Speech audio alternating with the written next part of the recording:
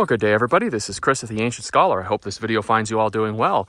This is going to be my short-term review of the Santa Cruz Blur TR. This is a 2020 model.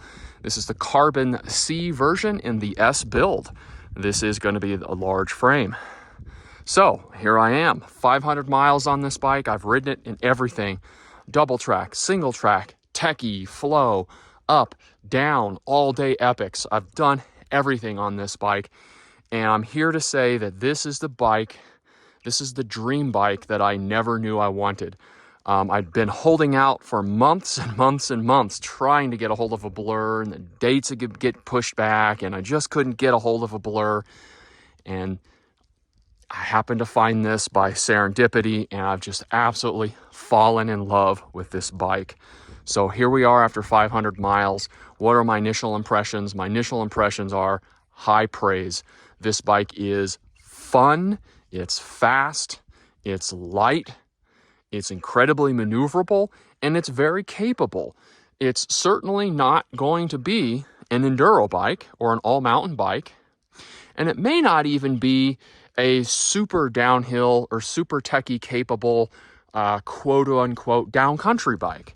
Although most people would place this in that kind of downcountry territory. I would say that this is more of a slightly more aggressive cross-country bike, perhaps, and maybe that is the definition of a downcountry bike. It's not entirely clear to me what downcountry actually means. It probably means different things to different people. But be that as it may, this is a bike that I can take out on an all-day epic, and I've done some epic rides on this bike, and it is incredibly forgiving. It's fast, light, and responsive. I can just ride it all day long, and you just don't suffer, right? You just don't suffer. It's just great for those prolonged rides. So those are kind of where it has its greatest pros or the greatest benefits. As far as my biggest issues with this bike, I really only have one issue that has cropped up, and it's not so much an issue, it's just a comparison, if you will, and that is with the brakes. So these are the guide, or rather the level TL brakes. These are a twin piston, kind of entry-level twin piston cross-country brake, and so they are rather anemic in comparison to what I'm used to. I run the 4-piston Shimano XTs on my Kona, and I run a 4-piston guide brake system on my Transition. So I'm used to more aggressive stopping power at your fingertips. These brakes are a little anemic by comparison, but with that in mind, they're light, they're reliable, and they work. They just don't have that instant stopping power that you might become accustomed to riding a much more aggressive bike. Other than that, I have absolutely no complaints. These are the original tires after 500 miles, and the sidewalls are relatively intact. I haven't had an incredible amount of wear, even on the rear tire. Obviously, these are semi-slick, but the side knobs are still functional. I mean, these are great.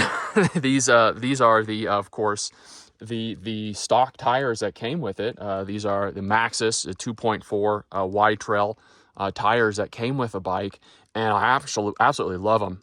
They're high volume. They've been incredibly reliable. They actually have fairly decent grip.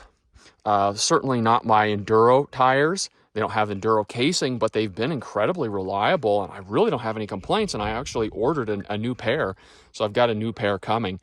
And so I really have high praise for these tires. The drivetrain has worked out really well. There's only one thing I would say, and that is it has to do with the chain line on the bike. And so on a lot of bikes, the way that the suspension works is the suspension kind of moves up this direction, so the rear wheel kind of moves up and toward the saddle. And so at full compression of the rear suspension, the chain line tends to shorten. In this particular bike, the path is kind of out and up this way, and so in full compression, the chain line actually extends, and we kind of found that out.